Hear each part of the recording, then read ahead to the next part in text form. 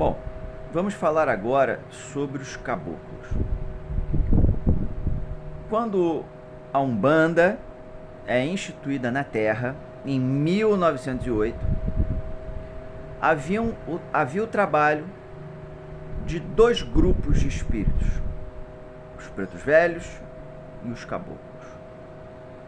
O que não era preto velho era caboclo. Depois, o orixá Malê, especializado em desfazer magia negra, né, através do Zélio, ele vem. Mas, a princípio, era tudo caboclo, né? E o preto velho. O caboclo com muito mais fluidez na sua apresentação, nas suas formas de trabalhar, do que o preto velho. O preto velho era sempre aquele ancião ou anciã negra, certo? E o caboclo não. Com o passar dos anos, a linha de caboclo ela começa a se especializar mais e a se desdobrar. Passaram a existir os caboclos de armadura, que chamamos carinhosamente de Ogum, os caboclos da pedreira, Xangô, os caboclos de couro, os boiadeiros, muitos traçados com a vibratória de Exu, inclusive. Acho que todos que eu conheço são traçados com a vibratória de Exu, né? Os caboclos do mar, os caboclos marinheiros, sabe? E dentro desses grandes grupos de caboclo, as suas variações. É interessante fazer esse comentário, sabe? Porque algumas pessoas falam assim, não, é impossível ter Ogum na Umbanda. São os falangeiros. Antigamente eram chamados de caboclo. Caboclo sete ondas, sabe? Caboclo beira-mar. Aí depois a gente começa a encontrar registros, relatos de caboclo Ogum sete ondas, caboclo Ogum Iara, que carregavam mais a vibratória de Ogum, como outros carregavam a vibratória de Xangô, caboclo da pedreira, caboclo pedra preta, caboclo Xangô das almas, Xangô das almas. Isso se verifica com uma observação atenta e imparcial. Tanto é que, antigamente, os pontos de caboclo, né, linha de Oxóssi, trazia lá no ponto cantado e no ponto riscado elementos de outros orixás. Pena Verde, ponto antigo, que é um caboclo de Oxóssi, e aquela individualidade carregava um axé, uma vibratória maior de Xangô. A gente acha esse ponto na internet, eu vi esse ponto desde a vida inteira.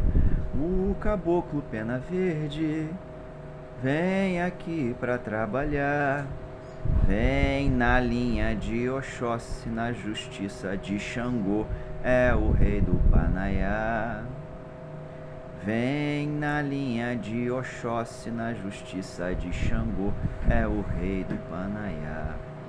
Saravá Oxóssi, saravá Xangô, saravá seu Pena Verde, nosso guia protetor. Saravá Oxóssi, saravá Xangô, saravá seu Pena Verde, nosso guia protetor. E aí retorna o ponto.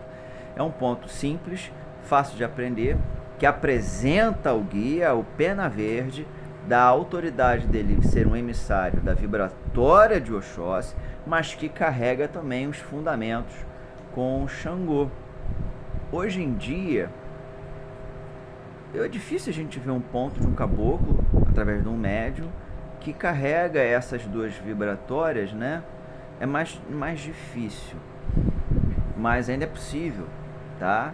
Vai dizer a missão daquele guia espiritual. No caso do exemplo, o cacique Pena Verde, o caboclo Pena Verde, certo? Então hoje, a Umbanda, as práticas de Umbanda mais comuns faz-se uma gira para Inhaçã, depois Xangô, Oxum. São todos, meu pai Edson, falecido, né? Meu pai material, dizia tudo caboclo. Ele é da velha guarda, né? Velhíssima guarda.